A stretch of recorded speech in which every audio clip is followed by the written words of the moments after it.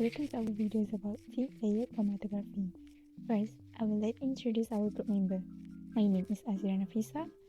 Second one is Devlin Shemasafni, and then the third one is Nabiha Shada. Hi, for the introduction is what is chromatography? Chromatography is an analytical technique that separates, identifies, and analyzes compounds within a mixture. It operates on the principle of differential adsorption of a substance to a stationary phase and their movement with a mobile phase. There is a three common chromatography technique include gas chromatography, high-performance liquid chromatography, thin layer chromatography that we will be focusing on. What is thin layer chromatography? Thin layer chromatography, which is TLC, is a simple and cost-effective method for separating non-volatile mixtures. It developed in the early 20th century with foundation work attributed to M.T. Sweet in 1996. It involves applying a small sample onto a thin layer of adsorbent material, which is stationary phase, on the plate, which is then placed in a solvent, which is mobile phase, that travels up to the plate by capillary action. The theory in TLC. The separation occurs due to the distribution of compounds between a stationary phase and a mobile phase. The retention factor RF quantifies the distance traveled by a substance relative to the solvent. Second is why choose TLC for a shoe polish analysis. TLC is particularly suitable for analyzing shoe polish stains due to its ability to separate various pigments effectively. It allows for the identification and comparison of different brands and shades of shoe polish. Moving on to the methodology, for this experiment, 14 shoe polish samples across 8 brands and shades were being used. While as for the solvents, there were ethyl acetate, methanol, chloroform, benzene, and also water. The stationary phase is pre-coated TLC plates. Lastly, as for the apparatus used, there were Petri dishes, capillary tubes, TLC chambers, and also cotton swab. The first step is sample collection. A total of 14 shoe polish samples from 8 different brands were collected, including wax, cream, and also liquid forms. Each sample was smeared onto cotton swabs for extraction. Next is the extraction process. 2 extraction solvents were used, which were methanol and also ethyl acetate. The smeared cotton swabs were placed in Petri dishes containing 15 ml of the respective solvent and left for 20 minutes to allow for pigment extraction. Lastly, for the chromatography separation, pre-coated TLC plates were prepared and the extracted samples were spotted onto the plates using capillary tubes. The plates were then placed in a TLC chamber with the solvent systems prepared. The solvent traveled up the plate, separating the components based on their RF values. So, this is the data collection for the experiment.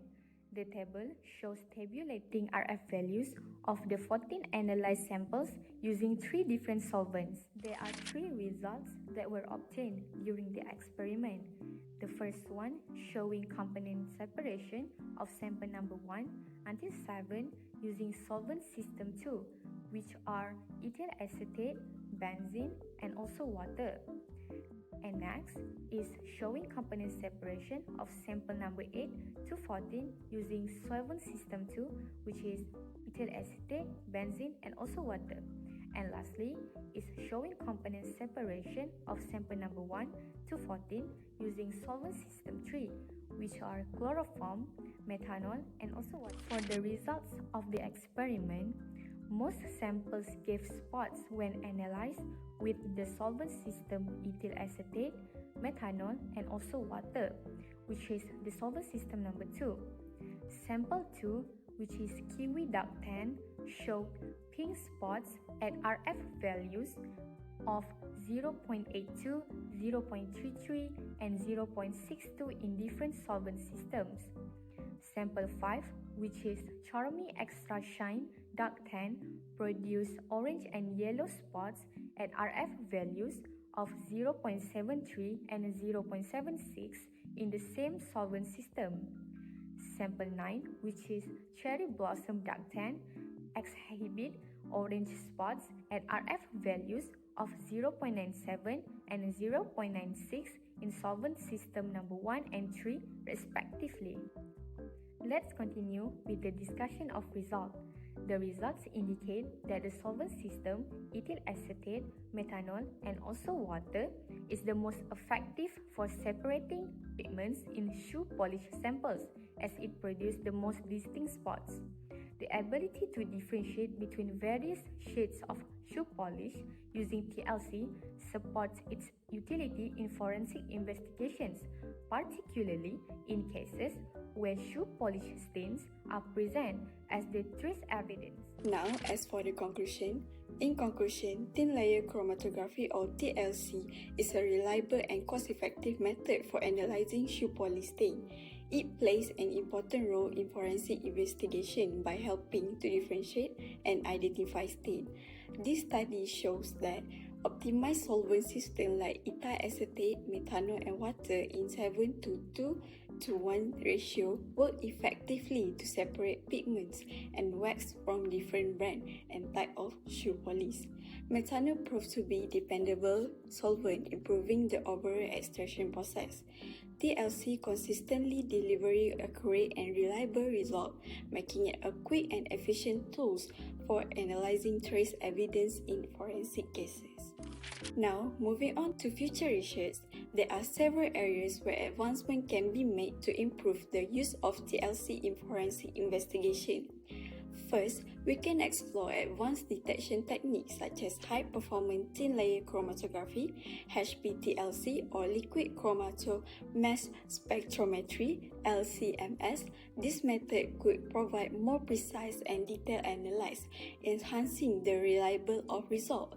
Second, it will be beneficial to investigate the effect of environmental aging on shoe polish residue.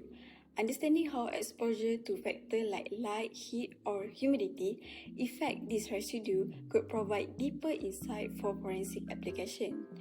Finally, developing automated TLC system would significantly improve efficiency. Automation could reduce the time required for analyzing while maintaining accuracy and consistency in result.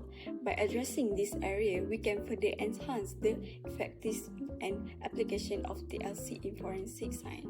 That's all for me.